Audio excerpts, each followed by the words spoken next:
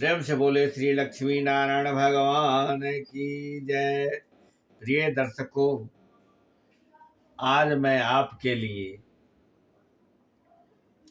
मोक्षदा एकादशी का व्रत कथा लेकर आया हूँ। कृपया ध्यान से सुने।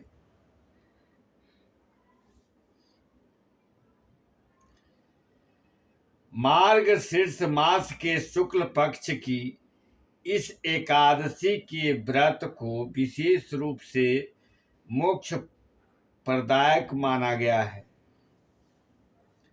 महाभारत के युद्ध में भगवान कृष्ण ने अर्जुन को गीता का उपदेश इस तिथि को ही दिया था।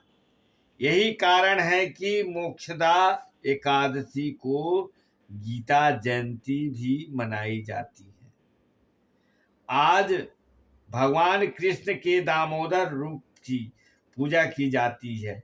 इस व्रत का विधान भी उत्पन्ना एकादशी के समान ही है। उत्पन्ना एकादशी का संपूर्ण वृत्तांत सुनने के पश्चात धर्मराज युधिष्ठिर ने भगवान श्री कृष्ण से कहा, हे मधुसूदन, आप तीनों लोकों के स्वामी, सबको सुख देने वाले और जगत के पति हैं। मैं आपको नमस्कार करता हूँ। हे देव, आप सबके हितैषी हैं, इसलिए मेरे इस संशय को दूर कीजिए कि मार्गशीर्ष शुक्ला एकादशी का नाम क्या है।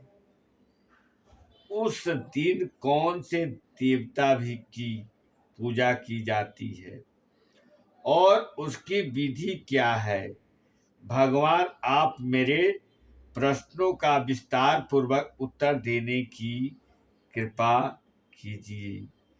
भगवान श्री कृष्ण ने उत्तर दिया, हे धर्मराज, तुमने बड़ा उत्तम प्रश्न पूछा है। इससे आपका जस संसार में फैलेंगे, सो आप ध्यान पूर्वक सुनिए। मार्गशीर्ष शुक्ला एकादशी अनेक पापों को नष्ट करने वाली है। इसका नाम मोक्षदा एकादशी है।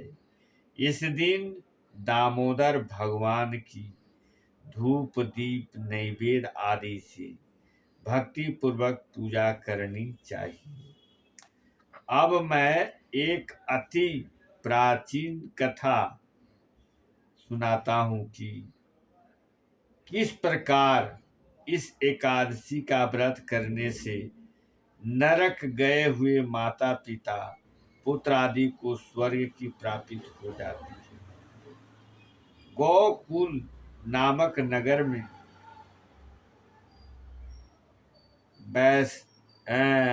बैखानस नाम का एक राजा राज करता था। उसके राज में चारों वेदों के ज्ञाता ब्राह्मण रहते थे। वह राजा अपनी प्रजा का पुत्रव्रत पालन करता था। एक समय रात्रि को सपन में राजा ने देखा कि उसका पिता नरक में पड़ा है। सपन देखकर राजा को बड़ा दुख एवं आश्चर्य हुआ और प्रातः काल होते ही विद्वान ब्राह्मणों से अपने सपन की बात कही। राजा ने कहा, हे ब्राह्मण, रात्रि को सपन में मैंने अपने पिता को नरक में पड़ा देखा है और उन्होंने मुझसे कहा कि हे पुत्र, मैं नरक में भोग रहा हूँ, मेरी यहाँ से मुक्ति करो। आप लोग मुझे कोई ऐसा तप दान व्रत आदि उपाय बताइए जिससे मेरे पिता की मुक्ति हो। जाए, उस पुत्र का जीवन व्यर्थ है जो अपने माता पिता तथा पूर्वजों का उद्धार न कर सके। एक उत्तम पुत्र जो अपने माता पिता तथा पूर्वजों का उद्धार करता है, वह 1000 मूर्ख पुत्रों से अच्छा है। राजा के ऐसे वचन सुनकर ब्राह्मण कहने लगे, हे राजन, यहाँ समीप ही भूत भविष्य वर्तमान के ज्ञाता पर्वत ऋषि का आश्रम है। आपके प्रश्नों का उत्तर वे भली भांति दे सकते हैं। ऐसा सुनकर राजा पर्वत मुनि ने आश्रम में गया। उस आश्रम में अनेक शांति चित्त जोगी और मुनि तपस्या कर रहे थे। उसी जगह चारों वेदों के ज्ञाता साक्षात ब्रह्मा के समान पर्वत मुनि बैठे थे। राजा ने वहां जाकर उनको साष्टांग प्रणाम किया। पर्वत मुनि ने राजा से उसके आने का प्रयोजन पूछा। राजा ने कहा, हे महाराज, आपकी कृपा से मेरे राज्य में सब कुशल है, परंतु अकस्मात एक विघ्न आ गया है जिससे मेरे हृदय में अत्यंत अशांति हो रही है। यह सुनकर पर्वत मुनि ने एक क्षण के लिए आंखें बंद की और भूत एवं भविष्य के बारे में विचार करने लगे। फिर बोले, राजन, मैंने अपने जोग बल से तुम्हारे पिता के सब कुकर्मों को जान लिया है। उन्होंने पूर्व जन्म में सौत के कहने पर अपनी दूसरी कमातुर पत्नी को ऋतु दान मांगने पर भी नहीं दिया था।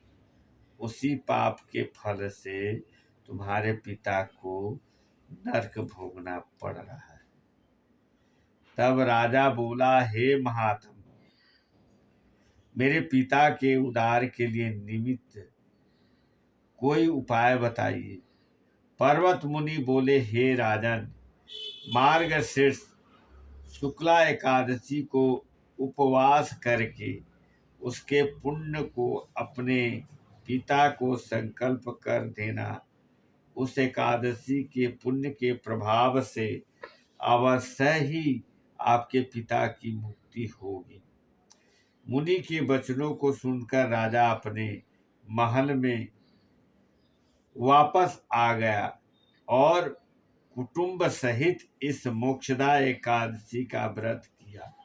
फिर उस उपवास के पुण्य के प्रभाव से राजा के पिता को नरक से मुक्ति मिल गई और वह स्वर्ग को चले गए। मार्गशीर्ष मास के शुक्ल पक्ष की इस मोक्षदा एकादशी का व्रत करने वाले की समस्त पाप नष्ट हो जाते हैं और अंत में उसको स्वर्गलोक की प्राप्ति होती है। इस व्रत से पढ़कर मोक्ष देने वाला अन्य कोई व्रत नहीं है। इस कथा को पढ़ने तथा सुनने से वाजपेयी जग का फल मिलता है। यह व्रत मोक्ष देने वाला तथा चिंतामणि के समान सभी चिंताएं दूर करने वाला है। इतना कहकर भगवान श्री कृष्ण मौन हो गए। प्रेम से बोलिए श्री लक्ष्मी नारायण भगवान की जय। कथा संपूर्ण हुआ।